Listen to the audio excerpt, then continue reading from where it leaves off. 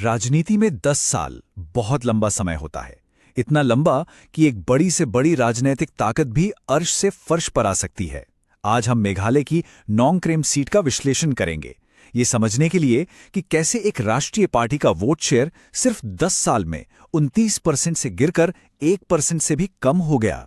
ये सिर्फ एक चुनाव की कहानी नहीं है, ये एक पूरे पॉलिटिकल स्ट्रक्चर के ढह जाने की कहानी है। देखिए, किसी भी जगह की राजनीति को अगर समझना है तो शुरुआत वहां की जमीन और वहां के लोगों से करनी होती है। उनकी रोज की चिंताएं क्या हैं? नोंगक्रेम की कहानी भी वहीं से शुरू होती है। तो हम बात कर रहे हैं नोंगक्रेम की, मेघालय के ईस्ट खासी हिल्स में एक विधानसभा क्षेत्र। ये एक रिजर्व सीट है अनुसूचित जनजाति के लिए, जहां ज्यादातर लोग खासी समुदाय से हैं। यहां कुल वोटर्स की संख्या बस 38,000 से कुछ ज्यादा है। मतलब हर एक वोट कीमती है और राजनीति बहुत ही स्थानीय स्तर पर होती है। तो नोंगक्रेम के लोगों के मन में चल क्या रहा है? सबसे बड़ा मुद्दा और सबसे गहरी चिंता है युवाओं के लिए नौकरी। सालों से बेरोजगारी एक बड़ा सवाल बनी हुई है। इसके ठीक बाद आता है आदिवासी कल्याण और अपनी जमीन और संस्कृति को बचाने का मुद्दा। और हां, भ्रष्टाचार और खराब इंफ्रास्ट्रक्चर जैसे टूटी सड़कें और बिजली पानी की समस्या, ये भी लोगों की रोज की जिंदगी को मुश्किल बनाते हैं। और ये लोग अपने भविष्य को लेकर कितने फिक्रमंद हैं, इसका अंदाजा आप इस एक नंबर से लगा सकते हैं। 2023 के चुनाव में लगभग 84% वोटिंग हुई थी। ये दिखाता है कि नोंगक्रेम का वोटर बहुत जागा हुआ है और सोच समझकर फैसला लेता है, और इसीलिए यहां के नतीजे और भी ज्यादा मायने रखते हैं। तो चलिए अब सीधे 2023 के नतीजों पर चलते हैं, वो नतीजे जिन्होंने यहां की राजनीति का नक्शा ही बदल दिया। ये समझना जरूरी है कि यह पतन हुआ कैसे। 2023 के नतीजे वाकई में चौंकाने वाले थे। रीजनल पार्टियों का दबदबा साफ दिखता है। Voice of the people party यानी वीपीपी को करीब 41% वोट मिले। यूडीपी और एनपीपी ने भी बहुत अच्छा प्रदर्शन किया। लेकिन जो बात सबसे ज्यादा हैरान करती है वो है इंडियन नेशनल कांग्रेस का प्रदर्शन। सिर्फ 0.9% वोट, 1% से भी कम। अब जरा इस गिरावट की गहराई को समझिए। 2013 में कांग्रेस पार्टी लगभग 30% वोटों के साथ दूसरे नंबर पर थी, एक बहुत मजबूत दावेदार। और ठीक 10 साल बाद 2023 में पार्टी का वोट शेयर 1% भी नहीं बचा। ऐसा लगा जैसे पार्टी राजनीतिक नक्शे से गायब ही हो गई हो। जैसा कि यह विश्लेषण कहता है, एक मुख्य दावेदार से लगभग अदृश्य हो जाना। यह पैटर्न हमें दिखाता है कि वोटर कितनी तेजी से बदल रहे हैं और वोट कैसे बिखर रहा है। और यहीं पर ये याद रखना जरूरी हो जाता है कि एक स्वस्थ लोकतंत्र जानकारी पर आधारित जिम्मेदार संवाद और हर व्यक्ति की गरिमा के सम्मान पर ही टिकता है, खासकर जब माहौल इतनी तेजी से बदल रहा हो। लेकिन ये सब कुछ रातों रात नहीं हुआ।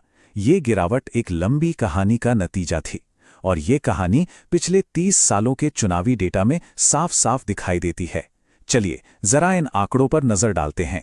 कांग्रेस का सफर यहां एक पहाड़ चढ़ने और फिर गिरने जैसा रहा। 2013 में पार्टी अपने शिखर पर थी, जब उसे लगभग 30% वोट मिले। लेकिन उसके ठीक बाद 2018 में एक जोर का झटका लगा और वोट शेयर सीधे 8% पर आ गया। और फिर 2023 में यह पूरी तरह से ढह गया। ये 30 साल का डेटा एक पार्टी के बनने और बिखरने की पूरी कहानी कह देता है। तो सवाल यह है कि कांग्रेस के वोट आखिर गए कहां? डेटा साफ बताता है कि ये वोट रीजनल पार्टियों की तरफ शिफ्ट हो गए। 2018 और 2023 के बीच कांग्रेस ने जो जमीन खोई उसे एनपीपी और यूडीपी जैसी पार्टियों ने तेजी से भर दिया। एनपीपी का वोट शेयर दोगुने से भी ज्यादा बढ़ गया और यूडीपी एक बड़ी ताकत बनकर उभरी। तो अब तक हमने देखा कि क्या हुआ। अब ये समझने की कोशिश करते हैं कि ऐसा क्यों हुआ। वो कौन सी अंदरूनी कमजोरियां थीं और कौन से बाहरी दबाव थे जिनके कारण नतीजा ये निकला। ये विश्लेषण पार्टी की असलियत सामने रखता है। देखिए, एक तरफ तो एक नेशनल पार्टी का ब्रांड है, लेकिन दूसरी तरफ जमीनी स्तर पर संगठन बेहद कमजोर है। मौका था युवाओं की बेरोजगारी जैसे बड़े मुद्दे को उठाने का, लेकिन सामने वीपीपी, एनपीपी और यूपीडीपी जैसे मजबूत क्षेत्रीय प्रतिद्वंदी एक बड़ा खतरा बनकर खड़े थे।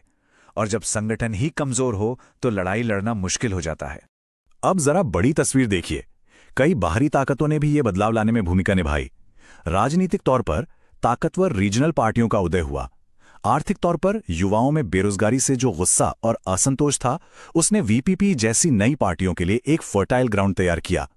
और टेक्नोलॉजी, स्मार्टफोन के आने से वोटर्स तक इंफॉर्मेशन पहुंचने का तरीका ही पूरी तरह बदल गया। तो सवाल यह है कि क्या यहां से वापसी हो सकती है? देखिए, डेटा सिर्फ समस्या नहीं बताता, वो समाधान का रास्ता भी दिखाता है।